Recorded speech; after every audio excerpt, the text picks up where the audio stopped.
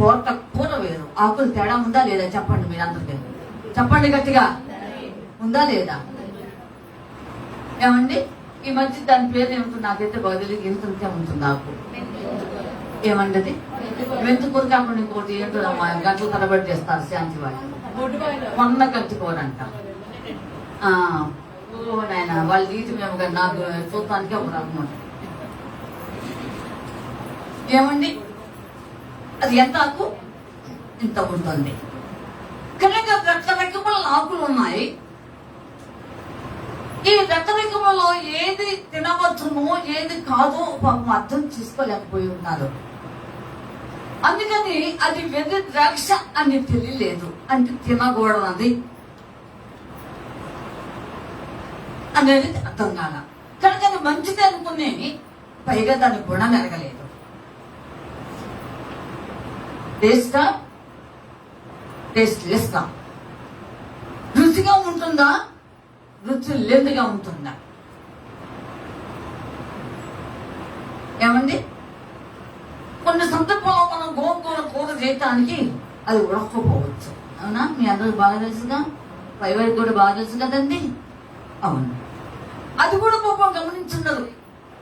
ఇది బాగా ఉడుకుతుందా ఉడకదా అని కూడా గర్జించడం. గుణం అంటే అదే కదా. ఏమండి దానికి ముళ్ళు ఉండవా, ఉంటే కష్టం కదా కోయటానికి అని కూడా ఎదుగుతారు, గ్రహించి ఉండరు. కనుక దేవుని బిడ్డలారా, మనము కూడా మనుషులతో మాట్లాడినప్పుడు లోకం కనుక మనం అన్ని విషయాల్లో కూడా పర్వాలేదండి, భలేనండి, అట్లండి ఇట్లండి అనుకోవటం అన్ని సందర్భాల్లో కంటే కొన్ని సందర్భాల్లో కష్టతరమే, ప్రమాదకరమే. అయితే నీవు దేవుని సన్నిధిలో ప్రార్థన చేసి ప్రొసీడ్ అవ్వటం అనేది దేవుడు కోరుకుంటున్న విషయం. నాకెప్పుడు కూడా నేను మీకు అప్పుడప్పుడు వాక్యాల్లో కూడా తరచుగా దావీదు అనుభవాలు చెబుతూ ఉంటాను.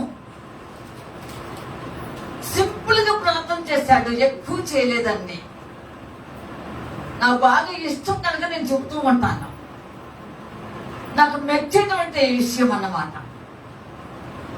ఏదో గంటల తరబడి అక్కడ ప్రార్థన చేసి మోకరిల్లి కన్నీళ్ళు కాచి రోజులు ఉన్నాయి. అయితే ఇక్కడ మాత్రం సింపుల్ గా ఒక మాట చేశాడు, పోదా పోవద్దా? ఏమండి గంటలు పట్టిందా? పట్టలేదే, సమయం అంతా కూడా తీసుకోలేదే. శత్రువులు వచ్చి పడినారు, మోటుగాట్లు ఉన్నారు, పాళెం భయంకరంగా నిండిపోయి ఉన్నది. మరి ఏమిటి పరిస్థితి అని ప్రార్థన చేసి అసలు ఇప్పుడు పోదునా పోవద్దా? నేను చిత్తం నాయనాన్ని కూడా అనలేదు, అంటే పోదునా. అలాగే ఒక వ్యక్తిని నువ్వు గ్రహించుతున్నప్పుడు, వ్యక్తితో మాట్లాడుతున్నప్పుడు, ఒక వ్యక్తి అన్ని విషయంలో కొంచెం సహవాసంలోకి పోతున్నప్పుడు నువ్వు కూడా కొంత ఆలోచించి వివేచించడం కూడా మంచిదే. ఆ తర్వాత అయ్యో పొరపాటు జరిగింది అనే దానికంటే. కనుక దేవుని బిడ్డలారా, గుణం మెరుగుట అనేది మంచిదే. సరే, ఏది ఏమైనప్పటికీ అది వెర్రి ద్రాక్ష అనేది తెలియలేదు, దాని యొక్క స్థితిగతులు దాని లక్షణాలు తెలియలేదు. ఓడి నిండా తీసుకొచ్చారు. ఏమండి బాగున్నది ఎంత తెస్తే ఉపయోగం ఏముందండి? బాగున్నది కొంచెమైనా పర్వాలేదు కదా. కనుక ఓడి నిండా తీసుకొచ్చారు. అప్పటికే పొయ్యి మీద పెట్టేసి కొండ బాగా మసులుతుందన్నమాట. బాగా మసులుతుంటే అర్థం ఏమిటి? ఆ ఆకు వేయటంతోనే ఏమైపోవాలి? గట్టిగా చెప్పండి, చెప్పండి అందరూ. అది బాగా మెత్తగా అయిపోవాలి అనుకున్న ముందుగానే ఇక్కడ కొండ పొయ్యి మీద పెట్టేశారు, మసులుతున్నదన్నమాట. వేశారు, తిప్పారు, వరుసగా కూర్చున్నారు, వడ్డన చేశారు. దేవుని బిడ్డలారా, రుచి చూస్తే విషము అన్నారు. కేకలు పెట్టారు శిష్యులు, ఎలీషా గారితో కేకలు పెట్టారు, దైవజనుడా విషం ఉన్నది. ఏమండి, ఒక్క పొట్టైనా సరే మొత్తం కూడాను పాడైపోతాయి. కనుక ఆ యొక్క అది పుండ అంటే ఉదయానికి సాదృశ్యం. ఈ సంవత్సరంలో నీ జీవితంలో మార్చుకోలేనిది, సరి చేసుకోలేనిది, దిద్దుకోలేనటువంటిది, దేవుని చిత్తం అని తెలిసి కూడా నువ్వు దాన్ని ఏమిటో అని నిర్లక్ష్య పెట్టడం, పర్వాలేదులే అనుకునే మనం నీకే నాకే ఎవరు మట్టుకు వాళ్ళే సరి చేసుకోవటం, సరిపెట్టుకోవటం, ఇదంతా కూడాను ఆ హృదయాన్ని ఒక భయంకరమైన క్యాన్సర్ పుండుగా అయిపోయింది. ఆఖరికి వచ్చేసి విషంగా మారిపోయింది. దేవుని బిడ్డలారా, ఈరోజు విషయాన్ని పిండి వేద్దాం. నూతన సంవత్సరంలో అడుగు పెడుతున్నటువంటి నీవు నేను మనందరము ఈ విషముతోనే నూతన సంవత్సరానికి వస్తే ఇలాగ ఎన్ని సంవత్సరం పోవాలి? ఇప్పటికి 25 వచ్చేస్తాయి, 2025. ఇంకెన్ని సంవత్సరాలు గడవాలి? నీ ఆయుష్ ఎంతో అనేది బాగా తెలుసు. మనం ఉండేదంతో ఏమో తెలీదు, దేవుడు చెప్తాం. ఇలాంటి సందర్భాల్లో భయంకరమైన పరిస్థితుల మధ్య ఉన్నటువంటి మా జీవితం దేవునికి ఇష్టకరమైన రీతిలో ఎప్పుడు కూడా నువ్వు కడుగుబడిన పాత్ర. దేవుని బిడ్డలారా, దేనితో ఏమండి జిడ్డుగా ఉంది అంటే సోపుతోనో మరొకటో దాంతోనో క్లీన్ చేసుకోవాలి. నేను ఆదివారం నాకు పెరుగు, ప్రతి ఆదివారం పెరుగు తీసుకొని వస్తుంది. అలా తెచ్చింది, లేట్ అయిపోయింది తిరిగి బాక్స్ ఇవ్వటానికి. ఎప్పుడు కడగమని చెప్పరు. సరే కడిగి ఇద్దాములే అని చెప్పి అనుకుంటే నాకు కడగటానికి సాధ్యపడలే, అంత జిడ్డుగా ఉంది. అసలు నాకు వీలు పడలేదండి. ఇంకా లాభం లేదని తీసుకువెళ్ళి, నాకు వల్ల కావట్లేదమ్మా, ఈ జిడ్డు పోవట్లేదు, మీరు తీసుకోండి, మీరు కడుక్కుందమ్మా అని చెప్పించాను. అంటే మన ఉదయం కూడాను దేవుని యొక్క చిత్తానికి మనం సరి చేసుకోలేనంత, మన వాక్యం అతను చూసుకోలేనంత, మనమే మన మనస్సాక్షి మనం సరిపెట్టుకుంటున్నాం. ఎన్నాళ్ళు జరగాలో, ఇప్పటికి 52 వారాలు అయిపోయినాయి. ఇక నూతన సంవత్సరాలకు వస్తున్నాం. ఈ జీవితం ఎన్ని వారాలు పోవాలి, ఎన్ని సంవత్సరాలు పోవాలి, ఎన్ని నెలలు పోవాలి? కనుక ఆ చిన్న బలహీనత దేవుడు మెచ్చని ఏదైనా ఉన్నట్లయితే అది జటిలమైపోయి ఈ విధముగా హృదయాన్నంతా పాడు చేసింది. దేవుని బిడ్డలారా, ఆలోచించండి. తిరిగి నూతన సంవత్సరం రాబోతున్న మన జీవితములు ఈ విషయమును పిండి వేద్దాం. ఈ విషయమును తీసివేసుకుందాం వాక్యం చేత. నీకు వాక్యం చేత కాదు అనుకుంటే, ఈ వాక్యం వింటున్నాను కానీ నేను సరిచేసుకోలేకపోతున్నాను అనుకుంటే, ఉపవాసం ఉండి ప్రార్థన చేయి. దేవునికి స్తోత్రములు, హల్లెలూయా. అంతే. నేను బుక్స్ చాలా చదివాను. ఒక పుస్తకం టైటిలే, దాని పేరు పరిశుద్ధ అన్నామని. ఆమె మంచి దైవికమైనటువంటి దేవుని చిత్తం చేసే వ్యక్తి. దేవుడు ఆమె ప్రార్థన చేసుకుంటూ ఒక బలహీనత విడిచిపెట్టలేకపోతున్నదంట.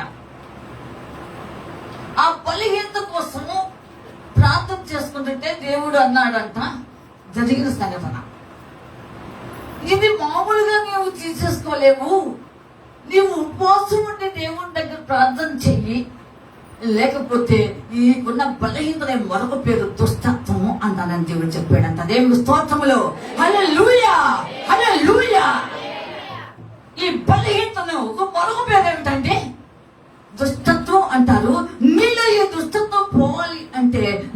ఫాస్టింగ్ ఉండి ఉపవాసం ఉండి ప్రార్థన చేయి.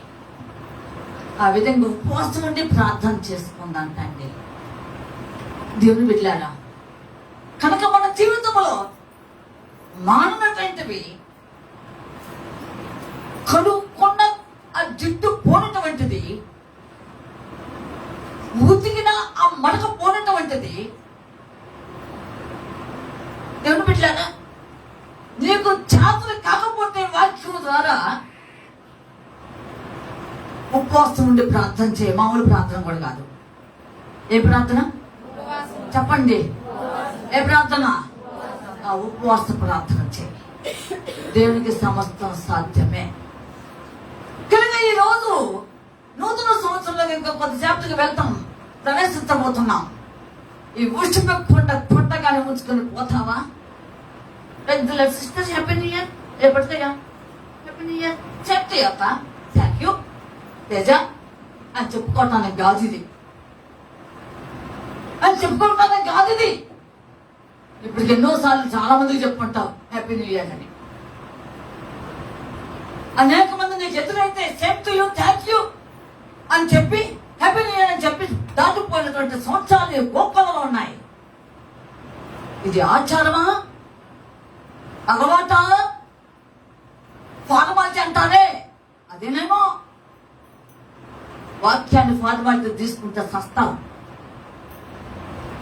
ప్రార్థన కూడా అలవాటుగా మార్చుకుని ఏదో అంటే ఏదోగా చేస్తే సస్తావు. నాకు పిండి వేయి. ఈరోజు పుండిలో తేలుకు విషయం ఉంటుంది అంటారే. పిండుదాం. నూతన సంవత్సరంలో ప్రవర్తనటువంటి మన జీవితంలో కడగబడిన పాత్ర. ఈ పాత్ర ఇప్పుడు నువ్వు కడిగేసుకుంటే దేవుడి యొక్క చిత్తానుసరంగా ఈ పాత్రను ఎలా చేస్తాడో తెలుసా? నీకు ఈ హృదయమును మహిమకరంగా చేస్తాడు. దేవుడి స్తోత్రం. పరిశుద్ధాత్మక నిలయముగా చేస్తాడు. ఏమంటా? పరిశుద్ధాత్మకు నిలయంగా చేస్తాడు. ఇష్టపడితే ఒక్కసారి అందరూ కూడా నువ్వు దేవునికి స్తోత్రం చెప్పండి. కనుక హృదయపూర్ణంగా హార్ట్ ఫీలింగ్ రా దేవుని దగ్గరికి ప్రార్థన చెయ్యి. ఒకవేళ ఉంటే ఏ బలహీనత అయినా, ఏ భక్తిహీనత అయినా, ఏదైనా దేవుడికి అసాధ్యమైంది కాదు. ఈ కొంచెం సమయంలో అంటే సంవత్సరం అంతా లేదే ఈ కొంచెం టైంలో వస్తుందా అండి? రాదు రాదు అని నాలాంటి వాళ్ళ మేమందరం సేవకులు చెప్పాలి కదా ప్రసంగాలు. ఏమండి ఒకసారి చూడండి, ఈ సంవత్సరం అంతా తీసేసుకోలేండి, అరగంటకు వచ్చిందండి చెప్పాలండి. రాదు. మా బాధ్యత, దేవుడు అప్పగించిన బాధ్యత మేము చెప్పాలి. నువ్వు తీసేసుకుంటే తీసేసుకో, ఉంటే ఉండదు. పడా జీపించే రోజు ఒక రోజు రాబోతుంది. ఆ రోజు ఏమవుతావో. ఇకపోతే రెండవ కొండ ఉన్నదే, క్లుప్తంగా మాట్లాడుకుందాం. మార్కు సువార్త 7:21. లోపటి నుండి మార్కు సువార్త 7:21. లోపటి నుండి అనగా మనుషుల హృదయములో నుండి దురాలోచనలు ఏమి కనబడుతున్నావు?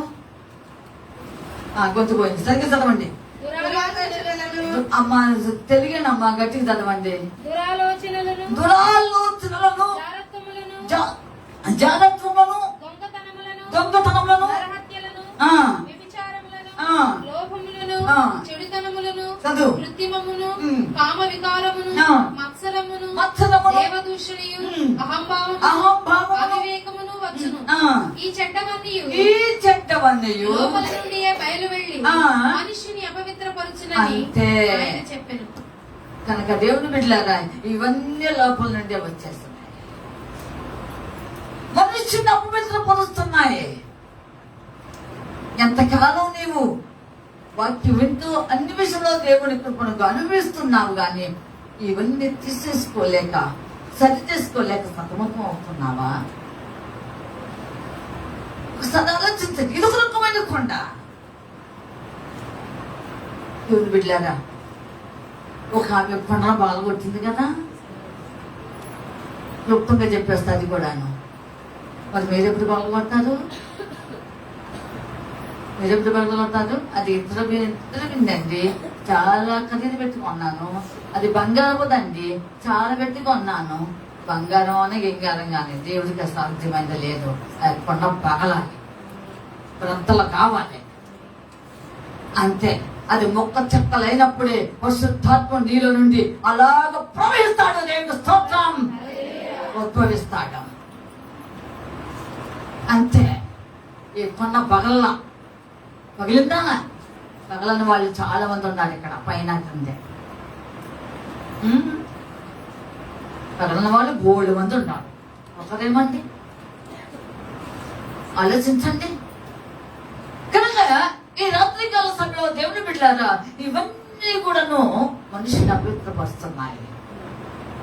కనుక నువ్వు ఎప్పుడు కూడా ఇదే చీరలో ఉండి ప్రార్థన చేస్తూ ఉన్నానని చెప్పుకుంటూ, వాక్యం ఉంటున్నానని చెప్పుకుంటూ, అన్ని విధంలో దేవుని ఎంతో సమయం ఇస్తున్నానని చెప్పుకుంటూ, ఏమేమో చేస్తూ నువ్వు నీకున్నటువంటి పరిస్థితి ఎంతో కూడాను తీసేసుకోగా లేదా సరి చేసుకోలేకపోతే ఇంకో సంవత్సరాలు గడుస్తున్నాయి. వారు ఎప్పుడు ఇది ఒక రకం. నేను చాలా గుప్తంగా లేగేస్తున్నా, సమయం లేదని బైబిల్స్ ఇవ్వాలి. ఇకపోతే దేవుని బిడ్డలారా, ఇంకొక పుస్తకం మొత్తం మీద చెప్పి బైబిల్స్ చేద్దాం. యెహెజ్కేలు గ్రంథము 26వ అధ్యాయము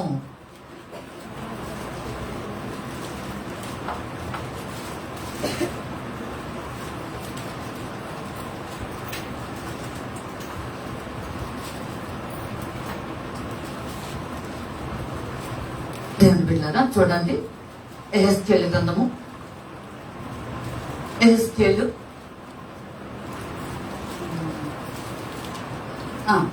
24వ అధ్యాయము 6వ వచనం చదవండి. త్వరగా కాబట్టి యెహోవా సెలవిచ్చినదేమనగా, నరహంతకులున్న పట్టణమునకు శ్రమ, మట్టిగల కొండ మానకుండా మట్టి కలిగి ఉండుకుండా నీకు శ్రమ. అంతే. మానకుండా అంటే ఇంకా అది అలాగే నిలిచిపోయిందన్నమాట. దాన్ని క్లీన్ చేసుకోవటం లేదండి, శుభ్రపరిచింది ఏమేం లేదండి. కనుక దేవుని బిడ్డలారా, వాక్యం మనం హృదయంలో క్రియేట్ చేస్తే హృదయం విశాలపరచబడుతుంది. అందుకే దావీదు భక్తుడు 19 చదవద్దు కానీ అప్పుడు అంటాడు, నీవు నా హృదయం విశాలపరచబడినప్పుడు నేను ఈ మాటకు వెళ్ళదు పరిగెత్తుదును, అగ్ని పరిగెత్తుదును అన్నాడు. పరిగెత్తుతాడంట. అందుకే ఎంత చూస్తా, ఎంత ఆసక్తి.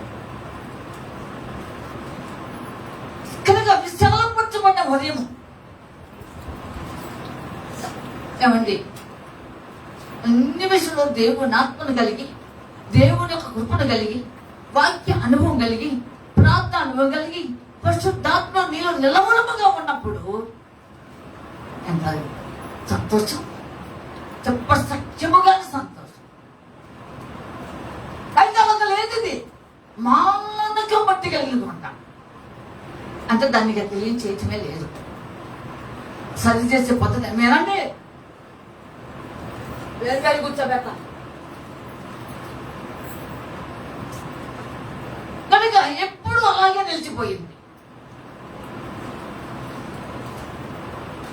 అక్కడ దేవుని బిడ్డలారా, మన ఆత్మీయ జీవితాలకు ఒకసారి పరిశీలన చేసుకుందాం.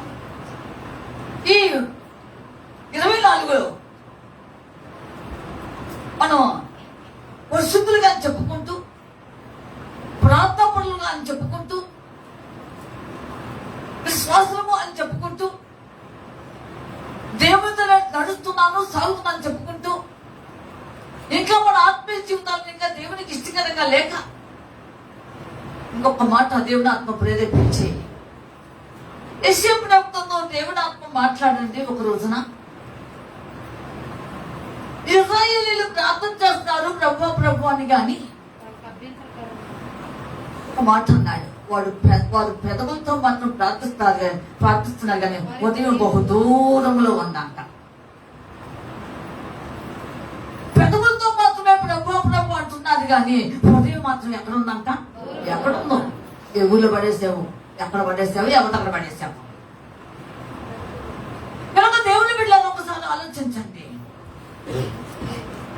అది అలాగే ఉంది. కడగబడలేదు ఆ పాత్ర.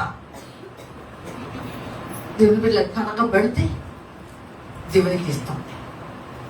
అంత మాత్రం చేత కాదు, కడగబడిన తర్వాత దానిలోనికి దేవుని ఆత్మ నిలవరముగా ఉండాలి, నివాసం చేయాలి. దేవుని బిడ్డలారా, ఎప్పుడు కూడా పరిశుద్ధాత్మ నీలో నివాసం చేయటం అనేది నువ్వు కోరుకోవాలి. అంతే. ఎవరెవరినో విగ్రహం చేసుకుని నిలబెట్టుకుని వాళ్ళు జీవిస్తున్నారని చెప్పుకోవద్దు. అది ఒక విగ్రహమే. కానీ ప్రభు యేసు క్రీస్తు వారిని కనుక నువ్వు నిలువరముగా హృదయములో నివాసము, స్థానం, ఒక ప్రత్యేకత ఇచ్చినట్లయితే